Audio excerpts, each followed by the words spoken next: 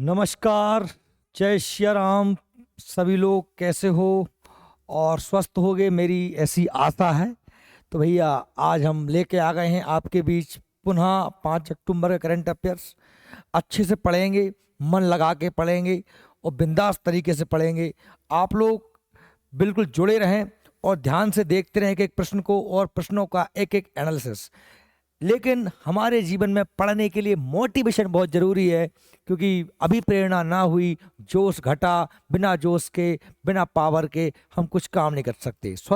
हम अपने आप को, खुद को हमेशा प्रेरित करते रहें, कारण कैसा भी हो, कुछ भी हो, परिस्थिति कैसे भी हो। ये मंजिल बड़ी जिद्दी होती हैं, जो भी हमने चाहा है बड़ा जिद्दी होता है, और हासिल कहाँ नसीब से होती हैं। मंजिल बड़ी जिद्दी होती हैं, हासिल कहाँ नसीब से होती हैं, मगर वहाँ तूफान भी हार जाते हैं जहाँ कश्तियाँ जिद पर अड़ी होती हैं। भाग्य से कोई मंजिल नहीं मिलती है, याद रहे। तूफान भी हार जाते हैं जहाँ कश्तियाँ जिद पर अड़ी होती हैं। नहीं करके रहूँगा, नहीं पाके रहूँगा, मुझे बनना है, मुझे नौकरी चाहिए। तो बस इसी के साथ देखते हैं पहला क्वेश्चन क्या है। बिहार राज्य का दूसरा टाइगर रिजर्व किस जिले में स्थापित किया गया है। बिहार राज्य का प्रश्न नहीं है ये केवल, क्योंकि टाइगर रिजर्व बनना अपने आप में बड़ी बात होती है, इसलिए ओवरऑल ये कंटेंट टाइगर रिजर्व वाला प्रश्न है, इसलिए मैंने ये प्रश्न लिया। पटना, कैमूर, सीतामढ़ी, चंपारण। तो सही इसका आंसर है कैमूर में बनाया गया है। देखिए बिहार में कुल 2 ही टाइगर रिजर्व हैं। मध्य प्रदेश इसके मामले में सबसे अग्रणी, आप जानते हैं मध्य प्रदेश में सबसे ज्यादा टाइगर है, टाइगर स्टेट भी है। पश्चिमी चंपारण जिले में वाल्मीकि टाइगर रिजर्व के बाद, वाल्मीकि टाइगर रिजर्व पहले से था, बिहार को 2024 के अंत में शुरुआत तक कैमूर जिले में कैमूर वन्यजीव अभयारण्य में दूसरा बाघ रिजर्व स्थापित हो चुका है। वर्तमान में राज्य में बाघों की संख्या कुल कितनी है? 54 है बिहार में। और राष्ट्रीय बाघ रिजर्व संरक्षण प्राधिकरण, जिसे शॉर्ट में NTCA बोलते हैं, ने इसके लिए अपनी मंजूरी दे दी कि भैया बिहार में एक और टाइगर रिजर्व बना दिया जाए। कैमूर वन्यजीव अभयारण्य बिहार का सबसे बड़ा वन्यजीव अभयारण्य है जो पहले बनेगा, और कैमूर और रोहतास जिलों में फैला है। इसकी स्थापना 1979 में हुई थी। इसके साथ हम बात करें बिहार की, तो बिहार में हम देखते हैं कि बिहार की राजधानी पटना है, और पटना का पुराना नाम पाटलिपुत्र आप लोग जानते हैं, जिसकी स्थापना उदयन ने की थी। पटना नाम शेरशाह सूरी ने रखा है। बिहार के मुख्यमंत्री नीतीश कुमार हैं, राज्यपाल राजेंद्र अर्लेकर हैं। कुछ बिहार के वर्तमान करंट अफेयर्स देखें तो आपदा के पूर्वानुमान के लिए नीतीश ऐप लॉन्च किया गया है। जैसे अचानक बाढ़ आ जाए या फिर कोई भूकंप आ जाए, इसकी आपदा के पहले ही अनुमान लगाने के लिए एक नया लॉन्च बना है नीतीश ऐप, नीतीश के नाम से, जो वहाँ के मुख्यमंत्री हैं। जाति आधार जनगणना शुरू करने वाला भारत का पहला राज्य है बिहार। तांबे से बना बापू टावर कहाँ पर है? पटना में है। राजगीर बिहार 8वीं महिला एशियाई हॉकी चैंपियनशिप ट्रॉफी की मेजबानी करेगा, यानी कि 8वीं एशियाई हॉकी चैंपियनशिप ट्रॉफी कहाँ पर होने वाली है? राजगीर, जो बिहार में। बिहार सरकार ने राज्य के सभी मंदिरों, मठों और ट्रस्टों का पंजीकरण अनिवार्य कर दिया। जितने भी मंदिर हैं, मठ हैं, ट्रस्ट हैं, उन सबको अपना एक रजिस्ट्रेशन करवाना होगा। प्रधानमंत्री मोदी ने बिहार के राजगीर के नालंदा विश्वविद्यालय के नए परिसर का उद्घाटन किया। नालंदा विश्वविद्यालय जो गुप्त वंश के राजा कुमार गुप्त ने 420 के आसपास बनवाया था, उसके मलबे पर, जिसको बख्तियार खिलजी ने तोड़ दिया था, उसके मलबे पर हमने पुनः एक बड़ा विश्वविद्यालय स्थापित कर दिया है, जिसका उद्घाटन मोदी जी ने कर दिया। बिहार में नागी पक्षी अभ्यारण्य और नकटी पक्षी अभ्यारण्य के रामसर सूची में शामिल किया गया है। देखें, ये बहरी बहरी मोस्ट सूचनाएं भी आप सभी के लिए, मैंने कल भी कहा था, मैं आज फिर से दोहरा रहा हूं। अगर आप लोग ढंग से तैयारी करना चाहते हैं और नौकरी पाना चाहते हैं, तो मेरी गारंटी है, इस ऐप को आप लेंगे, इस कोर्स को आप परचेस करेंगे, तो पूरे साल भर, एक साल पूरे बिंदास पढ़िए। और पता है ये आपके लिए कितना बड़ा ऑफर है, मौके का फायदा है कि या देवी सर्वभूतेषु शक्ति रूपेण संस्था नमस्तस्तै नमस्तस्तै नमस्तस्तै नमो नमः। और नव दुर्गा के उपलक्ष्य में ये हमने 12,000 का जो पूरा कोर्स है, इसको मात्र 1499 में लॉन्च किया, और ये केवल 5 दिन के लिए ऑफर है। जो लेना चाहे वो ले लें। सारी ऑनलाइन क्लासेस सुबह 8:30 से 11 बजे तक का पूरा लाइव सेशन इस पर चलेगा आपको, जिसमें complete GS, complete maths, complete reasoning, पूरे 1 साल के लिए सारे सब्जेक्ट GS के, सारे क्विज, सारे टेस्ट पेपर, सब कुछ ऑनलाइन आपको मात्र 1499 में मिल रहा है। ऑफर है, डेमो क्लास लें और ले सकते हैं। Question number 2, Nehru trophy boat, Nehru trophy boat race, Nehru trophy है बोट रेस, नौकाओं की रेस होती है, 70वां संस्करण कहाँ आयोजित किया गया? तो इसका आप जानते हैं कि ज़्यादातर अंतर्राष्ट्रीय जो नौकायन प्रतियोगिता वगैरह भी होती हैं वो ज़्यादातर सब कहाँ पर होती हैं? केरल में होती हैं। तो इसका सही आंसर क्या है? केरला। देखिए, पल्लथ्रुवी बोट क्लब, ये क्लब का नाम है क्योंकि मलयालम भाषा ऐसी होती है। पल्लथ्रुवी थ्रुथी बोट क्लब द्वारा संचालित करिचल चुंदन, ये व्यक्ति का नाम है जिसने जीता है। केरल के अलपुजा, ये जगह का नाम है, स्थान है पुन्नमदा झील में। अब मैं बड़े धीरे पढ़ रहा हूँ इसको क्योंकि आप गड़बड़ कर जाओगे। भैया, जो जिस संस्था ने आयोजित किया है उसका नाम क्या है? पल्लथुरथी बोट क्लब। और जीता किसने है? तो वो करिचल चुंदन नाम के व्यक्ति ने। और कहाँ पर, स्थान कौन सा है? तो अलपुजा जगह है। और वहाँ पर झील का नाम क्या है? चूंकि अब बोट है, नौका है, तो झील में ही चलेंगे। तो पुन्नमदा झील में लगातार 5वीं बार नेहरू ट्रॉफी जीती। एक कड़े मुकाबले में फाइनल में करिचल चुंदन ने 4 मिनट 29.785 सेकंड का समय निकाला। अब समय में तो आप वैसे याद मत कर लेना, बस इतना याद कर लेना कि करिचल चुंदन ने जो है नेहरू बोट ट्रॉफी 2024 को जीत लिया है, जो पल्लथ्रुवी बोट क्लब द्वारा जीता गया है। ठीक है, अगला जो है हम बात करते हैं केरल राज्य की। तो केरल राज्य की राजधानी तिरुवनंतपुरम है और पी विजयन यहाँ के मुख्यमंत्री हैं, याद रख लीजिएगा। आरिफ मोहम्मद खान राज्यपाल हैं। ये हमारा केरल राज्य, जिसका प्राचीन नाम मालाबार तट भी है, आप लोग जानते हैं। और अगर कुछ करंट अफेयर्स की बात करें तो खाद्य सूचकांक 2024 में केरल राज्य टॉप पर रहा। यहाँ के सभी लोगों को अच्छा खाना मिल जाता है, भारत में नंबर 1 पर रहा है। तिरुओणम का त्यौहार केरल में मनाया जाता है। केरल पर्यटन डिजिटल मार्केटिंग श्रेणी PATA गोल्ड अवार्ड 2024 से सम्मानित है। इन सबसे ज़्यादा पर्यटन डिजिटल मार्केटिंग की श्रेणी में इसे 2024 का यह अवार्ड मिलाया है। और केरल विधानसभा ने अपने राज्य का नाम केरलम करने का प्रस्ताव रखा है। केरल के उत्तर में स्थित कोझिकोड शहर को आधिकारिक रूप में भारत का पहला यूनेस्को साहित्य शहर घोषित किया है। ये सारे क्वेश्चन हमने पिछली क्लासों में पढ़े हैं। मैं हर क्लास का पढ़ा हुआ अगले रिवीजन करा चल रहा हूँ आपके लिए। अगला क्वेश्चन है, न्यायमूर्ति मनमोहन किस राज्य के या केंद्र शासित प्रदेश के उच्च न्यायालय के मुख्य न्यायाधीश बने हैं? मनमोहन जी हैं, ये न्यायमूर्ति हैं। ये किस हाई कोर्ट के, किस राज्य या केंद्र शासित प्रदेश के हाई कोर्ट के चीफ जस्टिस बने हैं? झारखंड, मध्य प्रदेश, दिल्ली, छत्तीसगढ़। आपको मैंने अभी कल बताया था मध्य प्रदेश का, अगर याद हो तो क्या नाम बताया था? सुरेश कुमार कैथ। क्या था? सुरेश कुमार कैथ।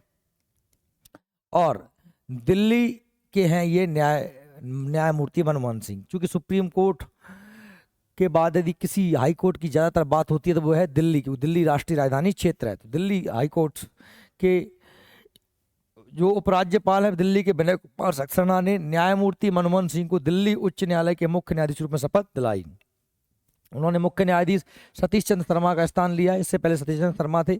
न्यायमूर्ति मनमोहन जो उस समय वरिष्ठ अधिवक्ता थे, जो 13 मार्च 2008 को दिल्ली उच्च न्यायालय का अतिरिक्त न्यायाधीश नियुक्त किए गए थे।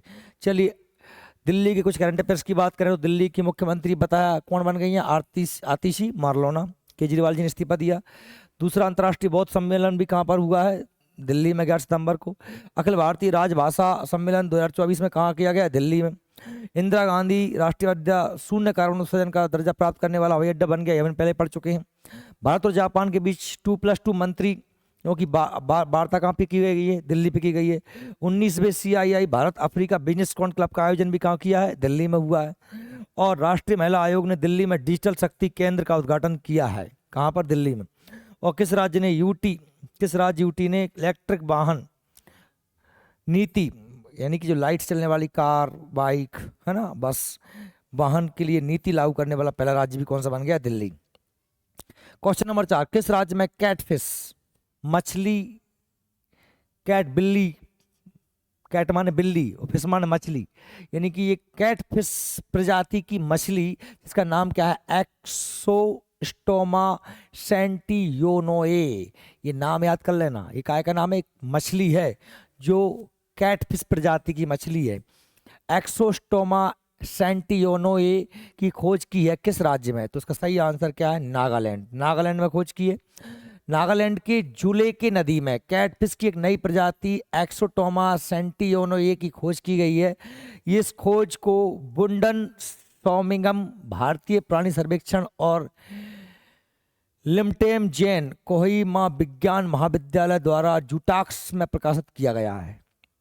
नई खोज पिछली की गई मछली को होलोटाइप ZSIFF 9871 के रूप में सूचीबद्ध किया गया, इसका ये नाम रखा गया और इसकी लंबाई 75.8 सेंटीमीटर है। एक नई मछली मिली है हमें नागालैंड में। तो नागालैंड की बात करें तो नागालैंड उत्तर पूर्वी राज्य जिसकी राजधानी कोहिमा है, इसके मुख्यमंत्री नेफ्यू रियो हैं और राज्यपाल ला गणेशन है।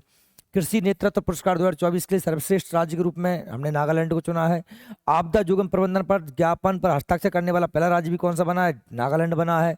और किस राज्य में हल्दी परिवार की एक नई प्रजाति मिली है जिसका नाम है कुरकुमा उंगमैसिस की खोज की है, वो भी क्या है? नागालैंड। तो ये अच्छे से पढ़ लीजिएगा।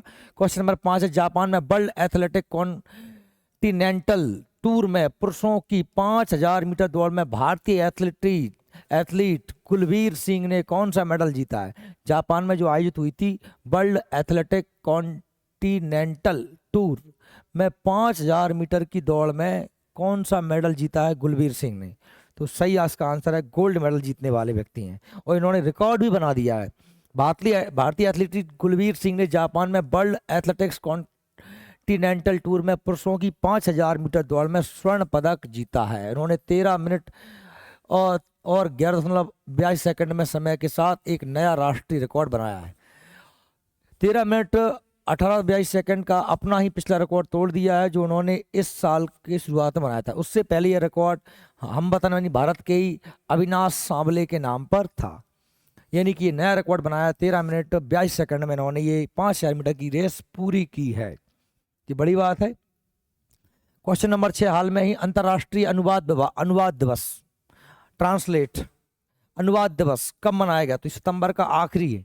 मैंने बताया था आपको 29 सितंबर को विश्व हृदय दिवस मनाया जाता है और ये सही आंसर क्या है? 30। और सितंबर महीने के ये पूरे हमारे दिवस हो गए। अब से हम कल से अक्टूबर महीने के दिवसों को पढ़ना शुरू करेंगे और सितंबर माह के पूरे दिवस आप याद कर लें, अच्छे से लिख लें, ठीक है। हाल में 30 सितंबर को दुनिया भर में अंतर्राष्ट्रीय अनुवाद दिवस मनाया जाता है जो कि अनुवाद के महत्व को रेखांकित करता है। यह तारीख संत जेरोम की पुण्यतिथि में है जो कि अनुवादकों के संरक्षक माने जाते हैं। एक जेरोम संत थे जो कि अनुवादकों के संरक्षक माने जाते थे और 30 सितंबर को यह प्रतिवर्ष मनाया जाता है। 7वां क्वेश्चन, विश्व का सबसे बड़ा एथेनॉल उत्पादक और उपभोक्ता देश कौन सा है? इसका सही आंसर है अमेरिका। एथेनॉल आप जानते हैं, एथेनॉल बनता है कैसे? एथेनॉल बनता है गन्ने से। एथेनॉल मतलब क्या होता है? शराब होता है, एथिल अल्कोहल जिसे बोलते हैं। आपने सुना होगा ना कि 80% पेट्रोल और 20% एथेनॉल मिला के हम उसके वाहनों में जलाएंगे जिससे कि लोगों की पेट्रोल डीजल पे निर्भरता कम होगी और ये थोड़ा सा प्रदूषण भी कम करता है। भाई भारत विश्व का तीसरा सबसे बड़ा एथेनॉल उत्पादक और उपभोक्ता देश है। भारत के खाद्य मंत्री कौन है? प्रहलाद जोशी ने घोषणा की कि भारत अब दुनिया का तीसरा सबसे बड़ा एथेनॉल उत्पादक उपभोक्ता देश है। भारत चीनी और जैव ऊर्जा सम्मेलन में उन्होंने पिछले दशक में गन्ना उत्पादन में हमने 40% की वृद्धि की है। यानी पिछले 10 साल में हम 40% अधिक गन्ना पैदा करने लगे और गन्ने की मरी से ही आप जानते हैं कि क्या बनता है? एथेनॉल, एथिल अल्कोहल, शराब इसे कह सकते हैं। पिछले वर्ष भारत को वैश्विक केंद्र बनाने के लिए 19,744 करोड़ रुपए का परिव्यय के साथ राष्ट्रीय हरित हाइड्रोजन शुरू किया गया था जिसके तहत हम कार्बन मुक्त ईंधन की तलाश करते हैं। 8वां क्वेश्चन, हाल में ही यूएस की राष्ट्रीय क्रिकेट लीग का आयुक्त किसे बनाया गया है? यूएस अमेरिका, आपका नाम आपने सुना। अमेरिका में अब कुछ सालों से क्रिकेट में इंटरेस्ट ले रहा है अमेरिका और पिछला जो वनडे वर्ल्ड कप हुआ था वो अमेरिका में ही हुआ था। तो अमेरिका की जो क्रिकेट लीग है उसके प्रमुख कौन बन गए हैं? तो वो बन गए हैं हारून लोगार्ट बन गए हैं। तो देखिए याद कर लें इसको, अंतर्राष्ट्रीय क्रिकेट परिषद ICC के पूर्व CEO हारून लोगार्ट को अमेरिका के राष्ट्रीय क्रिकेट लीग NCL का आयुक्त नियुक्त किया गया जिसका उद्देश्य अमेरिका के क्रिकेट को लोकप्रिय बनाना है। क्वेश्चन नंबर 9, उदय निधि स्टालिन, इसका नाम तो आपने सुना होगा। ये बड़ा बेकार आदमी है, इसने हमारे धर्म को, सनातन धर्म को कैंसर बताया था। ये तमिलनाडु के मुख्यमंत्री का बेटा है और इसको ही जो है वहाँ का उप मुख्यमंत्री बना दिया। देखिए भाई, ये सही आंसर क्या है? तमिलनाडु। यानी ये उदयनिधि किस राज्य के उप मुख्यमंत्री बने हैं? तमिलनाडु के। उदयनिधि स्टालिन को तमिलनाडु का उप मुख्यमंत्री नियुक्त किया गया है। शपथ समारोह मुख्यमंत्री एम के स्टालिन की उपस्थिति में राजभवन में हुआ। वे युवा और खेल कल्याण विकास मंत्री के रूप में पहले से ही काम कर रहे थे, अब उन्हें उप मुख्यमंत्री बना दिया। तमिलनाडु की बात करें तो मुख्यमंत्री एम के स्टालिन है, राजधानी चेन्नई है, राज्यपाल RV सिंह है। तमिलनाडु के पी श्याम निखिल भारत के 85वें शतरंज ग्रैंड मास्टर GM बने हैं। बड़ी बात है, ये करंट अफेयर से तमिलनाडु हम पहले ही पढ़ चुके हैं। तमिलनाडु में जंपिंग स्पाइडर एक नई मकड़ी की खोज हुई है। भारत में सबसे बड़ी तितली जिसका नाम कहाँ खोजी गई है? मदुरई में खोजी गई है। किस राज्य में जहरीली शराब पीने से सबसे कम लोग मरे हैं? तमिलनाडु में, जबकि बिहार में सबसे ज़्यादा मर जाते हैं। भारत का पहला बहुराष्ट्रीय बहु अभ्यास तरंग शक्ति 2024 तमिलनाडु के सुलार में हुआ था।